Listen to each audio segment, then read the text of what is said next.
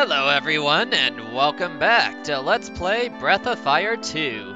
Last episode, we scoured Mount Futabi, rescued an old man from cockroaches, and rescued a little pet pig called Susie for our employer, Mina. What hijinks will happen today? Joining me to find out is Skyzo. How you doing? I'm doing well. How are you too? Uh-oh, it's another I again. Those have never boded well for us so far, have they? Looks like there's some symbolism attached to them. So it would seem.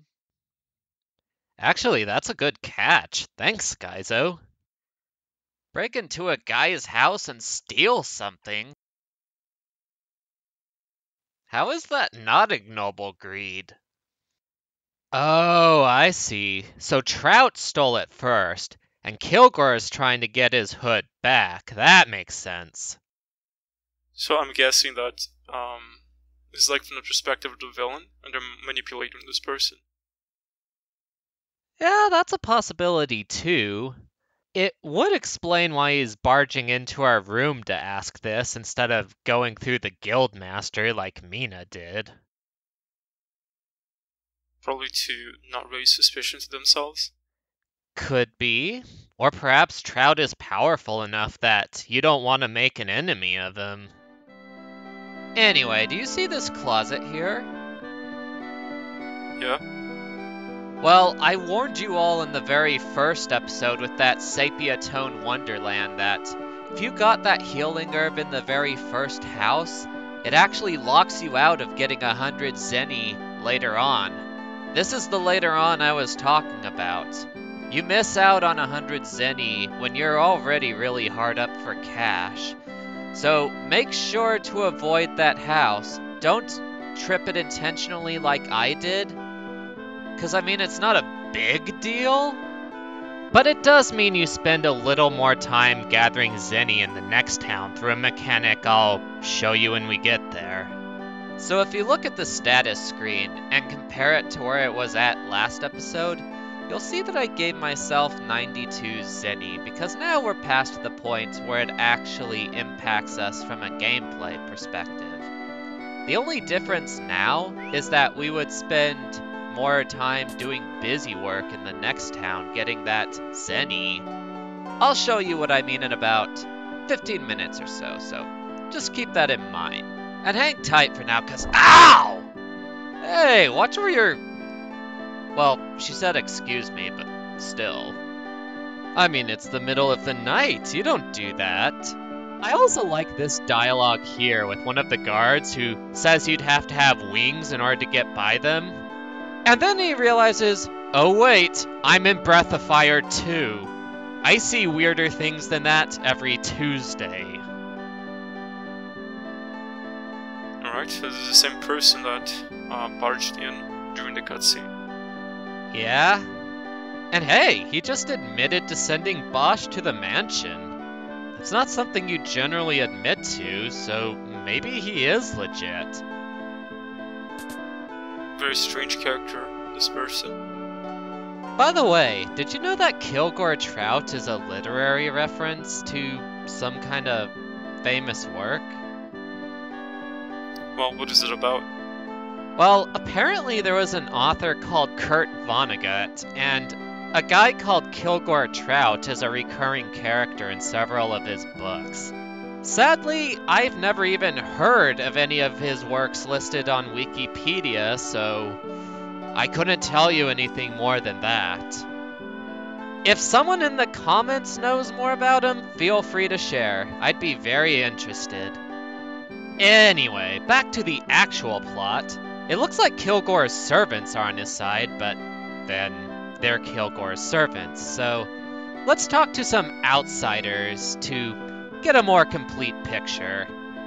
Preferably from someone who does not think Bosch is a Dalmatian. I mean, seriously, come on. Well, anyway, this guy thinks Bosch was reformed. I would say that Bosch's scene with Kilgore says otherwise, but then he's a ranger, and apparently they take on all kinds of jobs. I know mercenaries do, and rangers basically seem like just another name for them, so... Well, anyway, I'm not seeing him anywhere, so let's go back home and... Oh, well, there he is. Strap in, folks, and get ready to listen, because we have just found the horse's mouth. Don't worry about which option you choose here either. The only thing that happens is that it slightly changes the color on his dragon's tier. However, a second dialogue tree changes it back to where it was anyway, so you don't lose anything. And even if you did, the dragon's tier doesn't really serve much of a gameplay purpose. Except for one very, very specific edge case way later in the game. And only regarding, like, 1 or 2 characters, so don't worry about it. I'm enjoying the soundtrack for this. Actually, fun fact about that. Did you know that the name for this song is Grab the Tail? It kind of brings... That empty-headed howler! I should have known! So she's the one responsible for all this, not Bosch! How could I have been so stupid, Skyzo? I mean, a unique NPC, she has wings, guard says nobody can get out unless they have wings. It's so obvious! How could we have missed it? Or maybe I just missed it. You're the wingman, so maybe you were just keeping silent. Well, regardless, it looks like no good deed ever... Good deed? Well, actually Bosch was there to steal. I mean, something that was stolen by Trout, but still stealing, so... Well, anyway, that's your hook for, like, the first third of the entire game. Just trying to find this girl that framed Bosch accidentally and then clearing his name. So, there you go. Also, dang, that looks like a tight squeeze. Alright, I'm liking this so far. This is all pretty exciting, isn't it, Skyzo?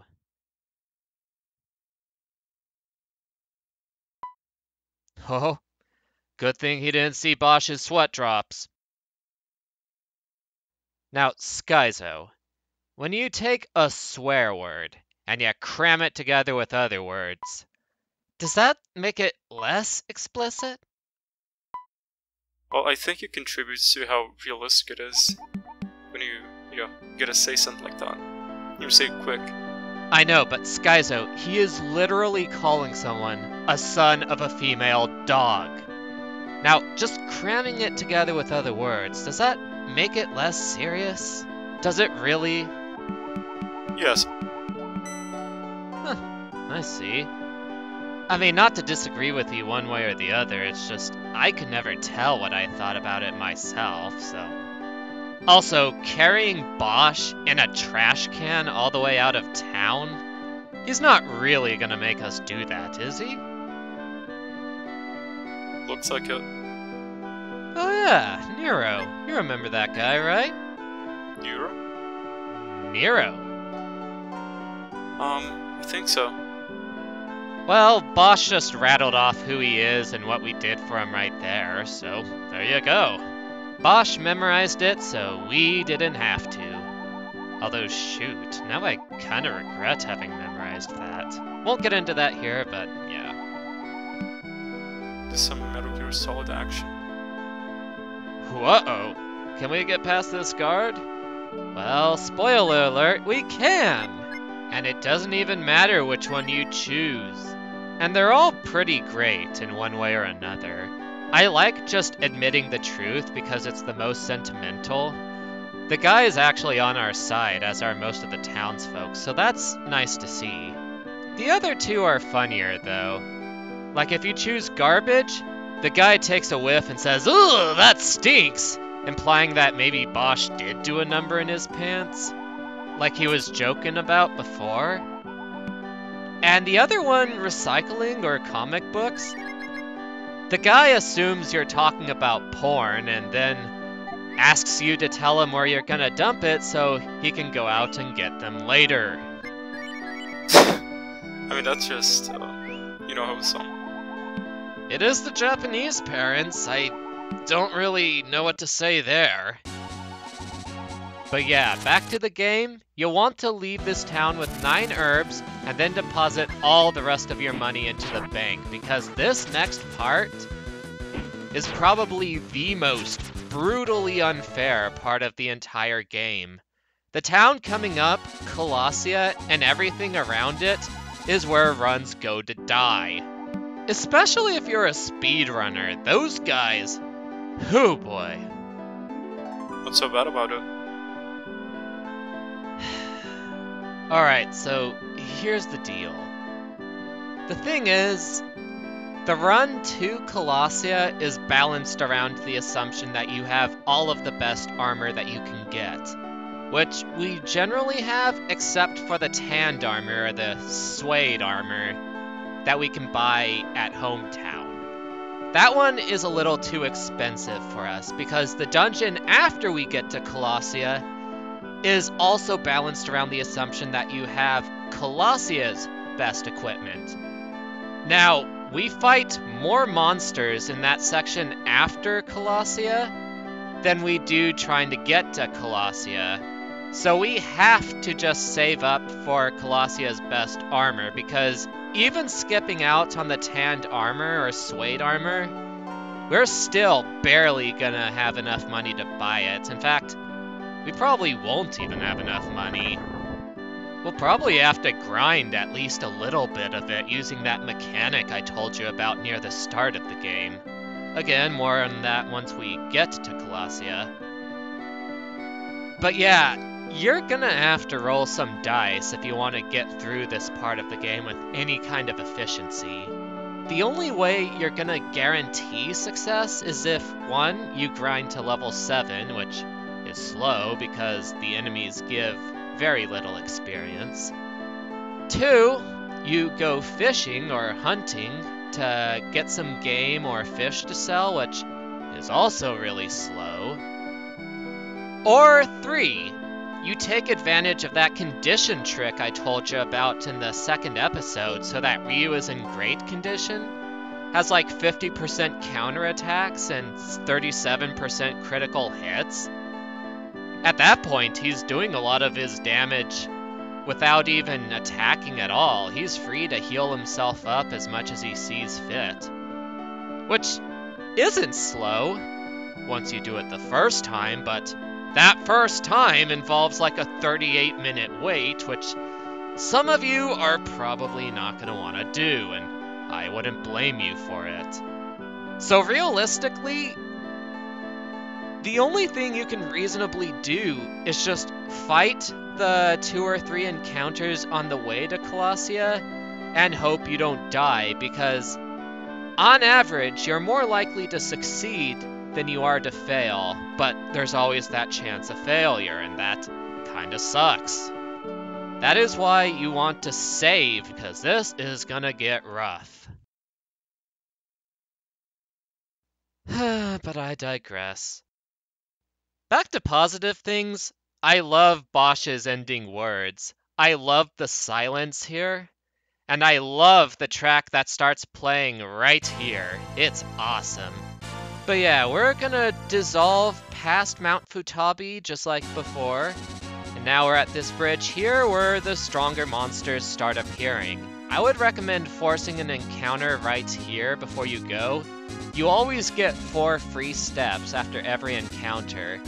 And then after that 4th step is when you start getting more and more likely to get into one. So that's a way of making it to Colossia with less encounters on average. If you get really lucky, you'll only fight 1 monster. Preferably a weaker encounter like these tsetse flies, who, just like in real life, poison you every time they bite you. But aside from that, they're not too bad because I can take them out in 1 hit, and while they do hit relatively hard, I can kill them before they kill me, so that tends to work out. We want these guys. And it's also why we bought at least 1 antidote before leaving. Not that we needed it, because hey, we got really lucky. Let's hope we can continue that luck. Almost there, almost there, almost there. Oh! Just right outside. And it's a tough one, too. These guys take 3 hits to kill, but more importantly, they counter your attacks. If you take them in a straight-up fight, they're the ones who will generally win, not you. So you're gonna have to just run, even though it is horribly unreliable. Now, I get lucky here, but on average I would have died. So while we meet up with the other new monsters that we could have met up with, I want to explain to you why running is so hard. So there are 3 things that govern your chances of running. 1. The average vigor, that's speed, of all of your living party members. Not all of them, period, just the ones that are currently alive at the moment. Also, this new enemy called the Man-Eaters, or Eater-Man, depending on the translation. They take 2 hits to kill, but they make up for that by having something called Dream Breath, or Sweet Breath. It puts you to sleep, and the only way you're waking up in this game is if someone hits you with a melee attack. So that's really bad. This is another fight you would try to run, usually unsuccessfully. And if you do die at any point, you'll want to buy whatever herbs you're able to, because you lose half of your zenny every time you die, but you'll also have gained some zenny by killing some of the monsters on the way, so you don't really lose anything, it just kills time. But yeah, the second thing that governs your chance to run is how close to death your party is. There's your maximum HP, which is the max amount of health that everyone can have, and then there's your current HP, which is what you actually have at the moment. By the way, here's a little devil, or devil kid. They hit really hard, as you can see here, so fight them if you meet just one, otherwise try to run, even if you probably can't. Anyway, we made it, and there's someone we need to talk to at night at the pub. So if it's daytime, go inside and talk to the bartender on the left in order to make it night. Now, back to running, here's where it gets really stupid. You know those invisible timers I mentioned in the second episode? Well, there's a third one that advances every 8 minutes. And it either gives you a 5% multiplier, a 10% multiplier, a 30% multiplier, or it actually penalizes your run chances by 5%. Guess which one it starts at when you start a new file and you actually need to run from things sometimes. Yes, you actually start the game with a timer that's actively penalizing you. It's really dumb. And it's yet another reason why to wait that 38 minutes at the start of the second episode, because that progresses the clock to something that's favorable to your run chances. The full 30% multiplier, in fact. So, that's something.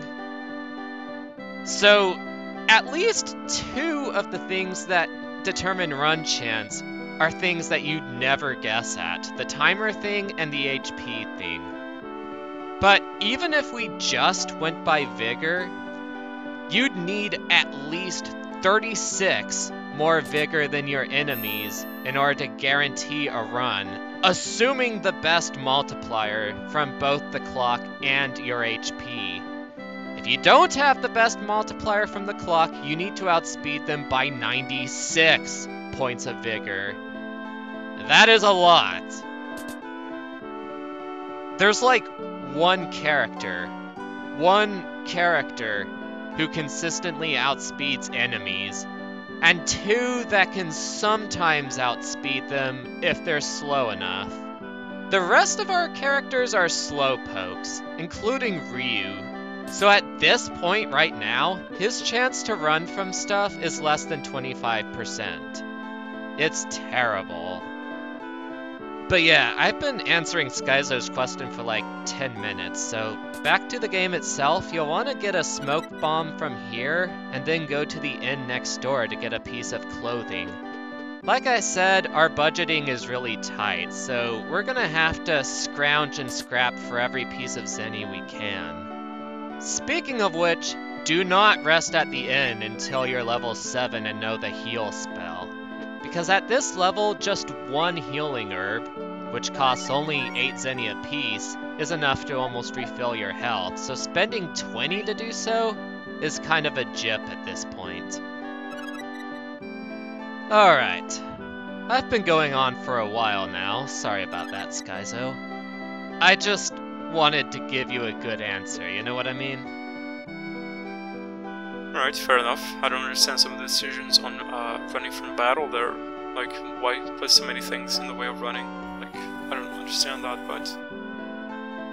If I had to guess, they either didn't want you cheesing the early game by running away from everything, or they were afraid you'd end up underleveled and underfunded later, so they're forcing you to fight encounters right now. Speaking of gold, let's talk about this shopping segment here. Now we want to sell the cloth and the smoke bomb that we got here. We want to purchase up to 9 herbs and then get a 10th one from the church to the upper left. That way we start the dungeon next episode with 10 herbs. After that, we want to withdraw our money and hopefully have up to 860 zenny. And as you can see, I'm a little short of that goal. That means we're gonna have to finally do that thing I keep mentioning. The first thing you want to do before that is deposit that gold back into your account, because this trick only works if you have less than 100 zenny. This is what speedrunners like to call poverty strats. Right, looks like everything's going according to plan. Actually, I could skip all this entirely if I sold that roast for 200 zenny, but for you guys who didn't manage to get one, I want to show you what to do. So yeah, get that 10th herb from upstairs, and then talk to one of my favorite NPCs in the entire game. Seriously, this guy is awesome.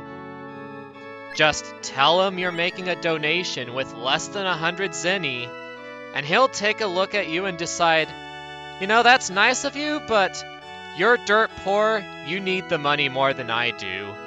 Here's 10 zenny for absolute free. And you can do this as many times as you want, so long as you have less than 100 zenny on you. You can even deposit the zenny you have so you can keep doing it over and over and over again. Really, really helps out in this early game.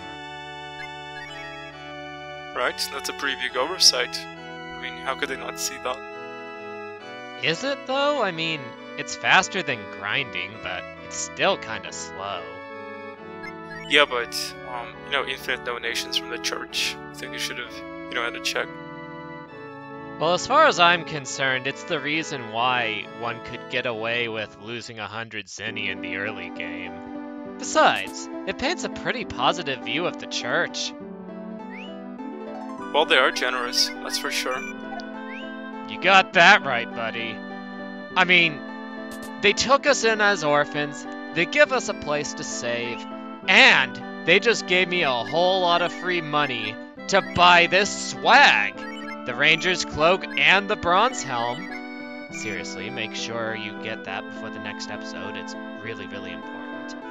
But yeah, the Lord Eva is a generous god, and we should all be thankful and give thanks for his daily provision. For he is good. Isn't that right, Skyzo? I don't know about that, but we'll see. The other nice thing about this guy is that if you choose to ask him about yourself, he'll actually read the thoughts and hearts of your various party members and give some pretty neat insights into each of them. That's the My Friends option. You can also ask My Journey, where he'll also say insightful things and occasionally give you hints as to where you're supposed to progress next. You don't find a lot of churches throughout the game, but the ones you do find are generally pretty helpful. It's really neat. So this is where you'd come for advice if you get lost. Okay. One of the places, at any rate. But yeah, beyond all that, I also absolutely adore the music. Even the Game Boy Advance version of it is beautiful, and that's something. Well, for me so far, the combat music is one of the better ones. That one is not so glorious in the Game Boy Advance version, let's just put it that way. Anyways, make sure you save here. Remember how I was talking about death warping in the last episode? Yeah. The next dungeon we're going to, there's no fast way of exiting it, so to save some time, I want to die once I do everything I did there, which is also why I wanted to make sure I spent all my money on the best armor. You need those pieces of armor to survive anyway, so it's a good investment. If you don't save here, you'll start off all the way back in like hometown or township. Town's way far back, so be sure to save. It's just a good idea. Anyways, have a wonderful day, everyone, and God bless y'all. Alright, I'll see you later, everyone. Bye.